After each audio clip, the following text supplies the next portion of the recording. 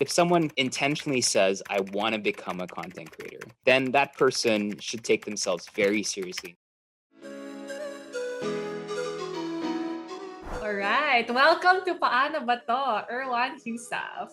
Thank you very much. I'm glad to be here. Thank you for your time. And like I mentioned, our topic is content creation. And I actually collected questions from my community, and I'd love to throw it to you. The first question is from Ocean. How did you plan your topics when you were still starting? He says, for me, since I don't have an established audience, it's hard for me to plan my topics that my audience might be looking for. You have to do it for yourself first, not for your audience. If you don't have an audience, why are you catering to that audience, right? Is that a fictitious audience? You're thinking, I'm creating food content, so everyone that's interested in food has to be interested in my content. That's the wrong way to look at it. You have to basically think of the reason of why you're doing it. And if you're doing it for something, there must be an idea in your head of why you wanted to share a particular style of content or why you wanted to share a particular story, and really focus on that. In the beginning, it should be the most selfish endeavor. It should be about what you want to talk about. Only then, when you start building an audience around that, then you can say, okay, this guy is in the same category as me. He's doing something that's pretty similar. Maybe I'm going to borrow some of his ideas, start formatting my content like his, or start editing videos like some other person that I look up to. And then you can start kind of using best use practices for YouTube or content creation. But at the end of the day, that message has to be yours. And so you need to figure out what that is first. That's great advice. Do you feel like the way you plan your topics now is the same or different from when you planned your topics when you were just starting? We work on the 3H theory. I don't know if you've heard of that: hero, hub, and help. So every time we strategize on content or think of content, we think of hero content. And hero content is content will go viral. It's the content that's on trend. It's that people are talking about it. It's the best potential environment for that video to do well. And so that's what we call hero content. So hero content is something we plan to do maybe every 45 days to try to bring in as much viewers as possible. This is where I'll make something like dalgona coffee or something like that, right? Something that you've seen everywhere else in the internet, and I'll just try to do some like different, but we're really just riding that trend. Then we have what we call hub content.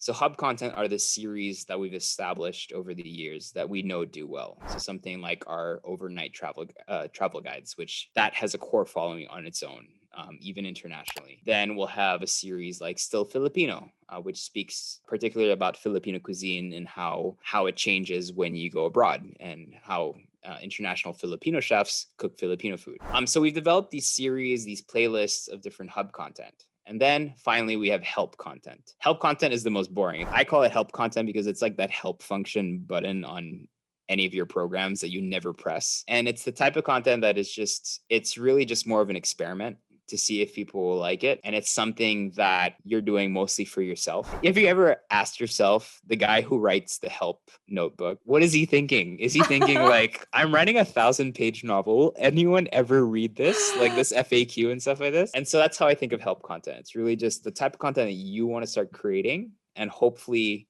you can help people in terms of what value that they get from it. Each time we strategize, we think of those three categories. We think of where that video fits and what's the best time to kind of launch that style of video.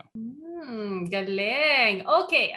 Our next question is from Julian. How do you brainstorm future contents without feeling the need na makisabay sa uso? So I guess this question is more of a balance of doing what you want to do and the dalgona coffees and the like. Well, I think when we plan content, a lot of it's, and this is where we are now, like today would feature, we have so many ideas. We have so many series. We have so many people we want to interview and people we want to talk to, and so many stories we want to tell, and so many styles of videos that we want to do. Like, I don't think people understand the frustration of creatives at this moment. It's like I have all the colors in the toolbox, I have all the paintbrushes, but I'm not allowed to paint. And it's so frustrating because our end goal has always been to put Filipino food on the map. And the way you do that is you need to paint a picture of what Filipino food is. And for that to happen, you need to go in the provinces. You need to talk to someone who has stories in their wrinkles, someone who's cooking on a palayok on a live fire with like a rooster crowing in the back. And you need that. And as romanticized as it sounds, it's something that's so instrumental in terms of conveying a certain message or a certain recipe and stuff like that. And so we're currently at that point where we're discussing content in terms of what we want to do. We continuously have to frame it into what we can do. And so in terms of planning content, it's always about that. It's about availability of resources, whatever those resources are, in terms if it's a production team or even just access to a certain province. And with those resources and the current environment, what can you actually do in the framework you're in today? Once we understand that, then it's really important to identify what your capabilities in terms of content creation are. If you're someone that's amazing with a camera and can shoot recipes at home in the kitchen, like I can, then okay, let's lean on that. Let's try to focus on that. Now we have that format, we have that framework of what's possible. Once you have that, it's really boring. It comes down to researching keywords, researching what people are searching for. And then like with history, like there was a pandemic 100 years ago. So what does that teach us? It teaches us that shit repeats itself. So it's really important to look back at previous trends and see, okay, there's a trend here in terms of when things come in and out of favor. And that should teach you how to kind of create future content and plan your content plan. Just a quick sundot. Do you mean to say that, of course, now because it is your business and you have stakeholders, you have employees, how much do you depend on numbers versus like intuition? In terms of numbers, in terms of views and stuff like that, not so much. Because again, that's never been my focus. We do 3 styles of videos. We say one for them, one for us, and one for nobody. And so the videos that are for them are everyone who's watching. So we always focus on what can we do to make our current viewers happy? What are they expecting? What do they want to see? And those are very familiar themes. Like we have verticals in terms of, okay, they want to see Filipino food done from scratch. No shortcuts, nothing like that. Okay, that's one vertical done. Let's keep creating recipes in that vertical. Then one is they love seeing me mess up in the kitchen. So, okay, I'll take on recipes I don't know how to do. And the first time I'll cook them on camera. Research, point to it, and everything like that. So we just have to identify those verticals. And then the ones for us are the ones that we really like making, the ones that we consider art. That's the one where you can really feel the passion. And so those are kind of like, I did travel videos about certain towns in the north of the Philippines that no one goes to. And it wasn't necessarily about building that destination. It was because I was personally curious about that place and I wanted to go there. And because I was so passionate about it, it conveys and it translates to camera. And so those are the ones for us. The ones for no one are the ones we do because we're just like, hey, this seems like a really good idea. We have no idea if it's going to do well. Let's just throw it out there. We can do that because we have a team and we have the time to do it. And with all those 3 things, always at the back of my mind, I always have, if a company were to come in, what value would they see in advertising with us? I don't know how long you've been creating content, but in the beginning, people would call you out and be like, you're such a sellout for sponsoring this video or getting a sponsor and everything. And I think we've built our quality enough. The most comments that we get now are actually, this should be on Netflix, or how much are you paying your production company to make this happen? And so when that transition happened, I realized people now see the expense that is spent on each video. And we spend, like, my overhead is no joke. We spend quite a bit every month. And once people started seeing that, I'm like, okay, great. So then now people are going to be very understanding if we bring in brands. And a lot of the brands that see value in quality content are brands you want to work with. Like, who wouldn't want to take a road trip with Land Cruiser? You know what I mean? It's not like selling out. It's associating yourself with potential partners and seeing what core values you have in common. And then what can you create that will benefit both parties? Yeah, absolutely. And like the quality of your videos, totally. You can give travel channels a run. I mean, traditional media travel channels a run for their money for sure. So definitely. Last question. You sort of touched on this earlier, but this question is from Rachel. What advice can you give to aspiring content creators or for those who are starting?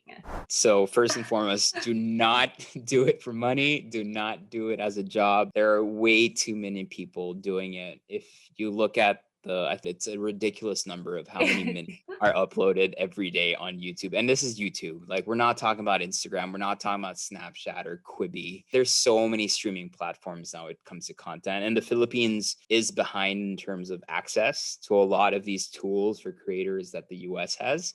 So if you think the Philippines is flooded, the international market is insane. In the international market, I'm considered small. So it's just to give you that perspective of like, we're such small fish, such a huge pond. So yeah, to aspiring content creators is really establishing, and just like, if someone says, I want to become a content creator, it's someone that has the foresight to think, I want to make this a job. If someone was to say to me, I love making videos and I'm just going to post them online for fun, they don't see themselves as a content creator. They just see themselves as someone that wants to share something, right? But if someone intentionally says, I want to become a content creator, then that person should take themselves very seriously in terms of saying, another way to frame it is, I want to create an online business, right? And so you need to leave off from that. So if you're saying, I want to become a content creator, you need to ask yourself why. Why are you doing it? Is it to become popular? Then okay, no, then go somewhere else. Don't do it, because that is the worst reason to become a content creator. Formalize it as you would a business. Like if you have the tools available to you, write a business plan, figure out if it's actually viable. Figure out if you can actually make it financially viable for you. And I know this is the most annoying job interview question, but what is your 10-year plan? What are you going to talk about? How are you going to grow this business? How are you going to evolve online? And I think when people think content creator, they see vlogs, they see people having a good time online. They see having people blast invited to these events and this event. If I was 19 and I was a content creator, I would be the dumbest content creator ever, because I would just be going to parties and traveling and drinking and smoking and all this stuff, because at the back of my mind, I wouldn't care about where I'm going to be in 10 years. But because now I have, hopefully, this kind of maturity to look back, it never dawned on me that I was a content creator until like I said, 2016. By then, I had already been creating content for 6 odd years. So what does that tell you? It took me 6 years to realize that I could make this a business. So for someone who's starting with 0 followers to say, I want to be a content creator, good luck. I think you better have an amazing story to tell. You better have an amazing personality if you want to do this as a business. But if you were to tell me, I just want to create content online and not take myself too seriously, do it. Like, do it for fun, whatever, stay in school, go to college, do it for fun as a sideline, hustle every night till like 1 a.m. to edit videos like I did. And like everyone who ever started a channel did. We were editing videos on the side till 2 or 3 in the morning. If you're not doing that, then there's something off.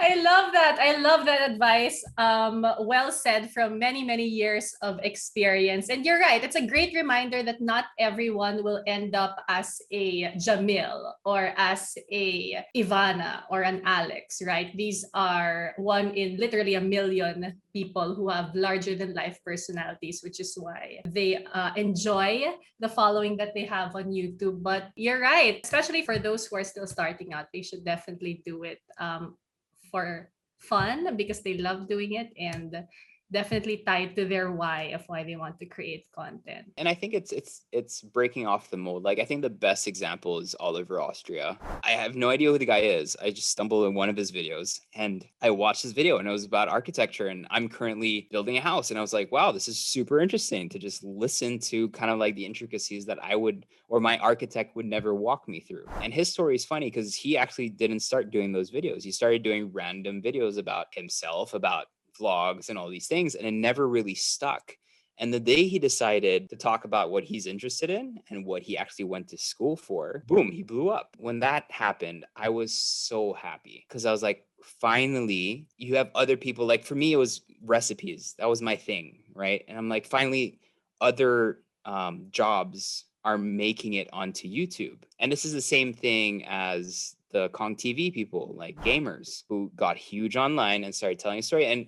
And when you watch their content, you think it's random vlogs. But for someone who's been in the industry for such a long time, I watch their content, I'm like, wow, this is like so well done. The way they've built their clique. They're basically the first content house in the Philippines. We don't have like a VC or like a venture capitalist or a big funding company takes 15 of the biggest TikTok stars and makes them live together in a mansion in Los Angeles. We don't have that in the Philippines. But the Kong TV guys did it. but no one's talking about it. Like no news outlets picking it up, but they were one of the first to do it in the Philippines, and even before some of the ones in the US.